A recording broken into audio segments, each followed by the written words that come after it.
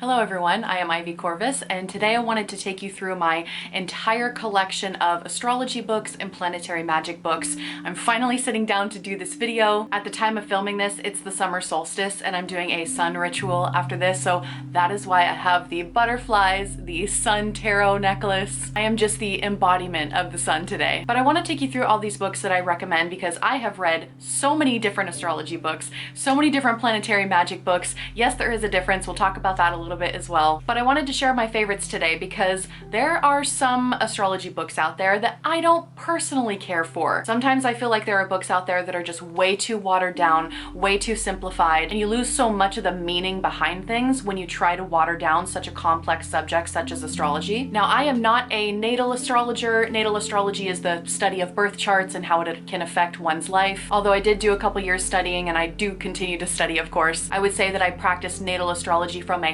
Hellenistic perspective, but if I had to categorize myself, and I don't really even like using the name astrologer to define what it is that I do, but if I had to define my practice, I would say that I'm more of a predictive astrologer and a planetary magician. So I incorporate a lot of planetary magic into my magical and spiritual practice, while taking in consideration the birth chart, of course. But I really look at the current positioning of the planets and how it's going to affect the collective on an energetic level, and then I use those energies in my spells, in my rituals, as a witch, as a chaos magician, as a spiritual pagan. So I am using these planetary energies to manifest what I want in my own spiritual practice. But I hesitate to call myself an astrologer, and this must be said before I go into the rest of this video, because to me, to call yourself an astrologer takes years and years of training and dedication. It is a lot of work. It is a very complex system, and there's not just one system, by the way. There's actually many different systems of astrology, and I don't feel that I am qualified enough to call myself an astrologer.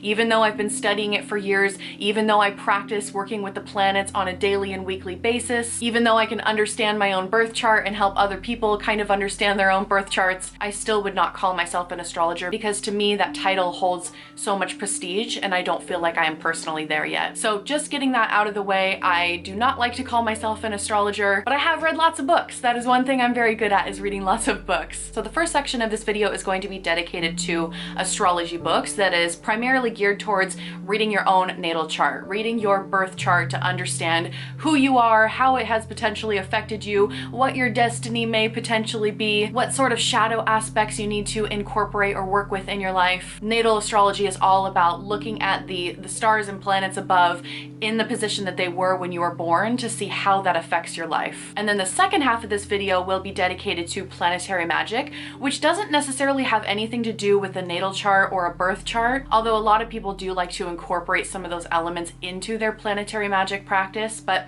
planetary magic is really about using the planets in your witchcraft practice, in your pagan practice, your spiritual practice, whatever it is, to manifest things that you desire. There are certain energies that are tied with every planet, and you can use that to create amulets, to create talismans, to create protections around your home, to gain confidence, to become a warrior, to become a better lover. There are so many different types of rituals that you can do with the planets, and some people like to do this by looking at planetary days and planetary hours, or looking at the positioning of the planets in the sky as they are currently to take advantage of that positioning, or doing a ritual that is dedicated to one particular planet and bringing in as many correspondences as you possibly can during the duration of that ritual. And one more thing, this video is absolutely going to be geared towards beginners, intermediates, and advanced practitioners. I really wanted to give a wide range of books for everyone to choose from, so I hope you enjoy some of these recommendations. Quick shout out to my channel members. Thank you so much for your continued support.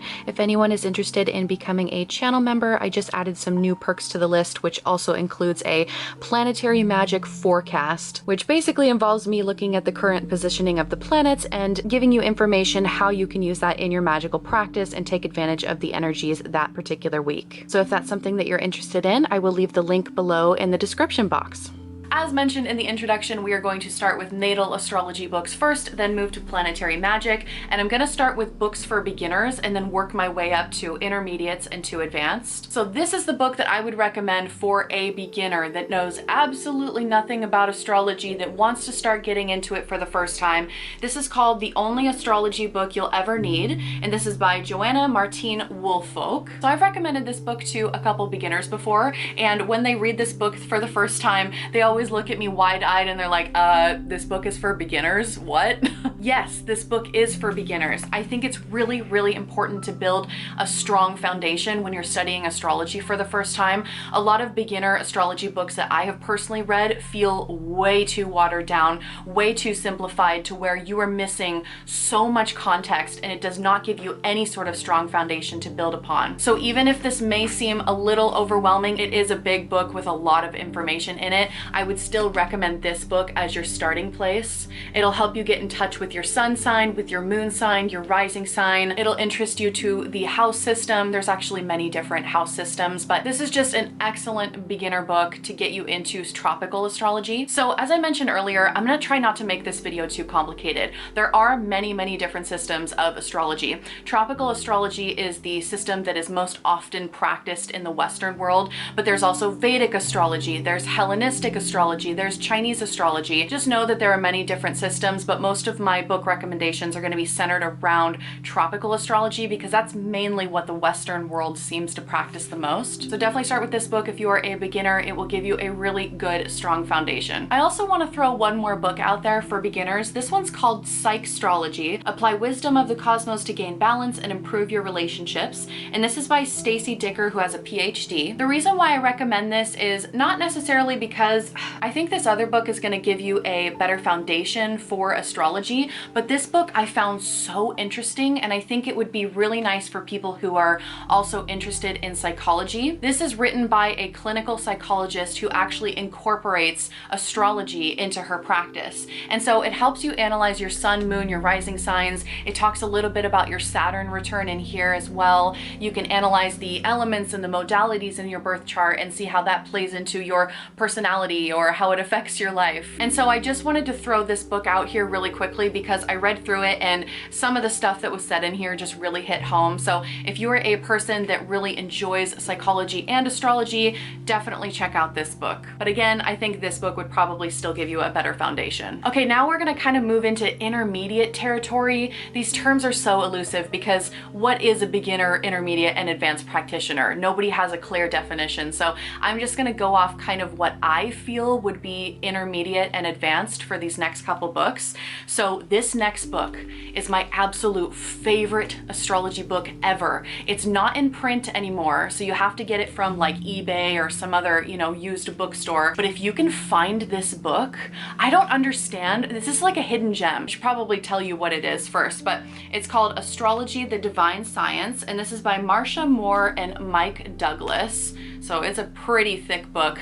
This is probably one of the most comprehensive astrology books I have ever read, and I actually got a second copy. So this is my pretty copy, and then I have a working copy. So I have two of them, but mark my words, I know that this book is no longer in print, but I have a feeling that this book is going to become very valuable in the future. So get your hands on it now. That would be my recommendation before the price goes up, because once those books are out of print, and if they're really good books, I mean, it's kind of like a secret hidden gem right now. I think it's only like $30 is what I paid for it, but I can definitely see this becoming a more valued book later on. So the reason why I classify this book for intermediates is because if a beginner were to start with this book, they would probably feel extremely overwhelmed. This book deep dives into every possible placement that you could have in your natal chart. A lot of books, especially beginner books, they typically only go over like the sun sign, moon sign, rising sign, and maybe like a Saturn return or a north node or something like that. Maybe it'll go into Mars and Venus, but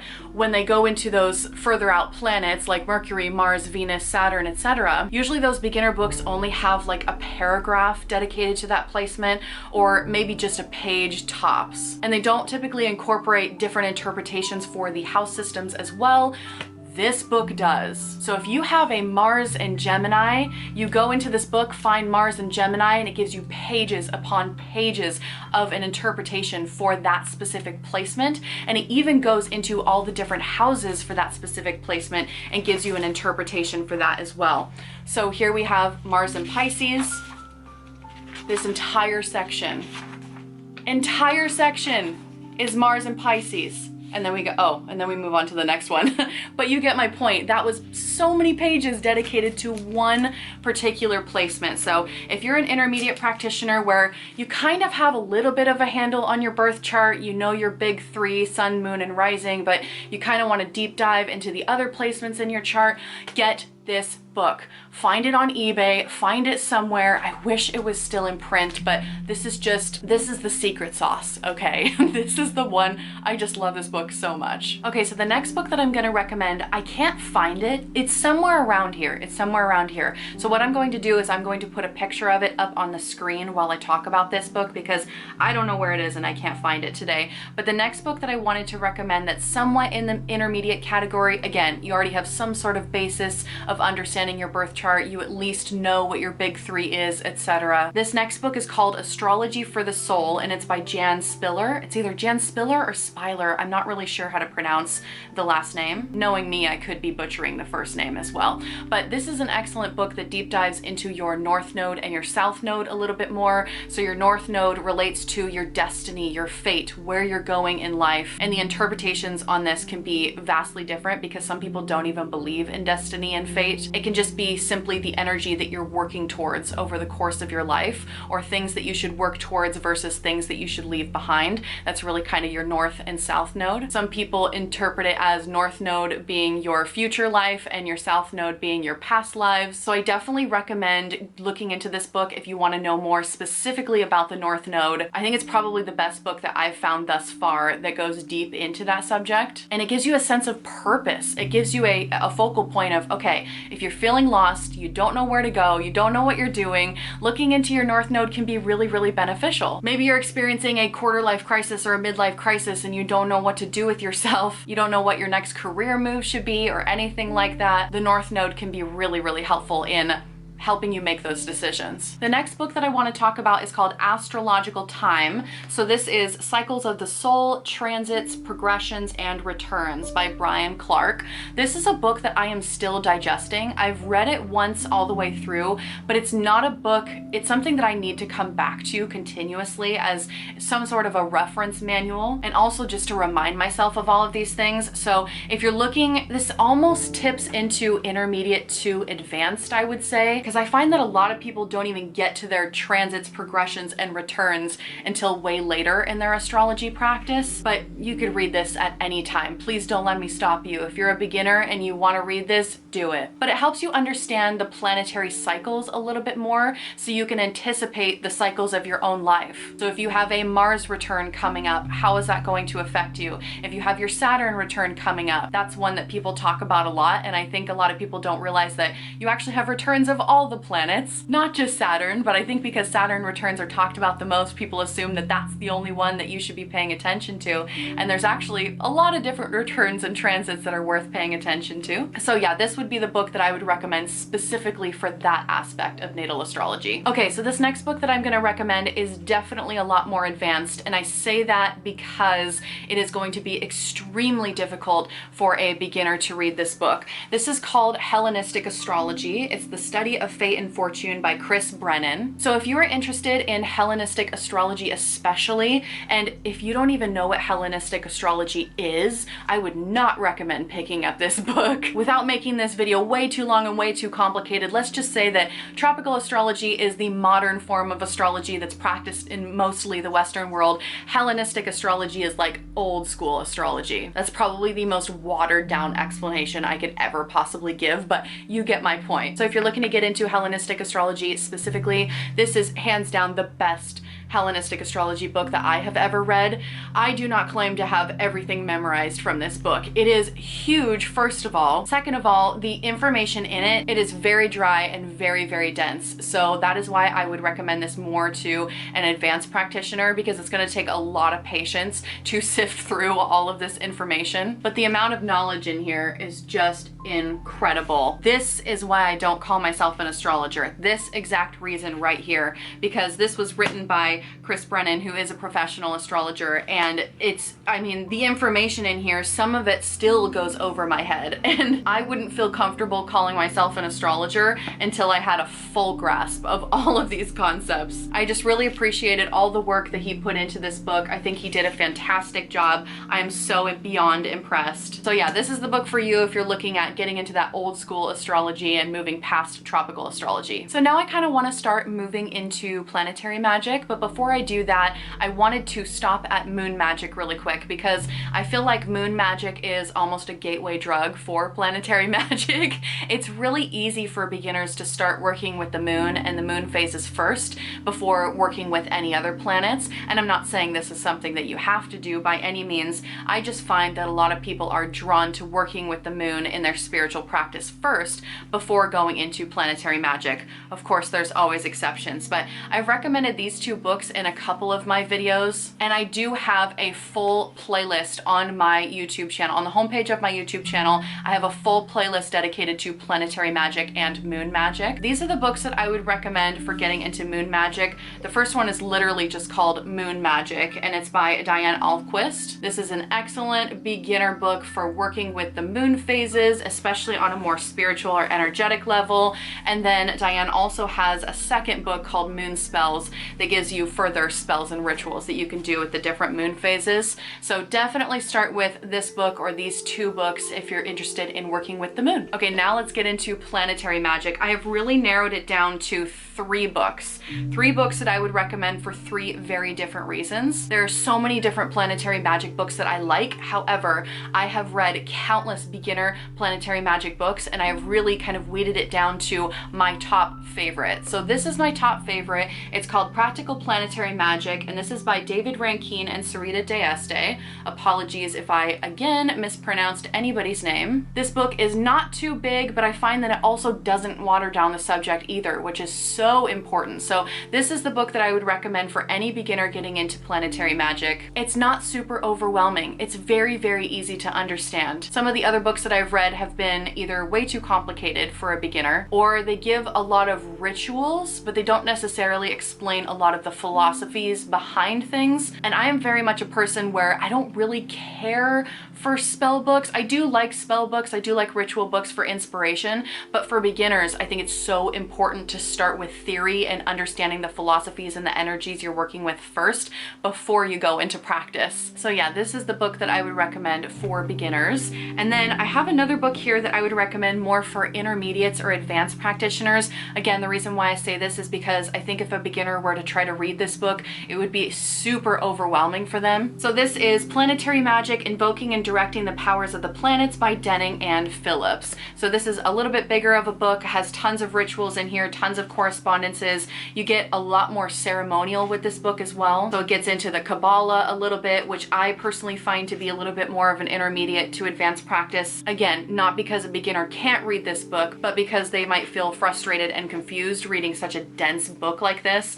But it goes over the, days of the week, the planetary hours, etc., which I think they cover that in this beginner book as well, planetary days and hours and such. But this one goes a little bit further into the ceremonial aspects. So definitely pick up this book if you're looking for more intermediate to advanced, kind of broadening your planetary magic practice. The last book that I want to recommend, and I say recommend very loosely because I have problems with this book as well, but this is the Picatrix. And the reason why I wanted to talk about it in this video is because this is an ancient astrological grimoire. So if you are interested in the grimoire tradition or just understanding how more ancient cultures used astrology in their practices to create talismans and amulets and things like that, this is a book that has been translated by John Michael Greer and Christopher Warnock, at least this version of it. I'm sure that there's probably many different versions of the Picatrix, but I wanted to throw in an old astrological grimoire in here because for people watching this, I'm assuming you are some sort of occultist like I am, and the Picatrix always comes up in conversation when we talk about planetary magic. I think it's important to read, not necessarily if you are interested in the grimoire tradition, which is basically doing magic from grimoires, but because I think it's important to read from a historical standpoint, even if you don't necessarily practice this way. But I also didn't feel like I felt like, yes, it was important for me to read, but I didn't really feel like it added anything to my planetary magic. Maybe it's because my approach is a little bit more modern, but I don't personally interpret the energies the exact same way as they are interpreted in this book. So again, I think it's important to read from a historical standpoint, especially if you're interested in ancient grimoires in the occult community, but I wouldn't necessarily recommend it in the sense that, oh my goodness, you have to read this, the rituals in here are so cool. I mean, some people might find some of the stuff in here really cool. I just personally didn't really feel like it added anything to my practice, but that's why I wanted to throw this book in this video just in case. So those are all of my astrology and planetary magic book recommendations. Again, this is all opinion based. This is just my opinion. I reserve the right to change my opinion at any point on this video. If you have other astrology books or planetary magic books that you like, please feel free to comment them down below. There is a possibility that I haven't read them yet, or there's a possibility that I did read those ones and I didn't like them and I didn't include them in this video on purpose. So feel free to put whatever your favorite books are in the comments below. I'm always looking for inspiration as well. Thank you so much for watching this video. I'll see you all again soon.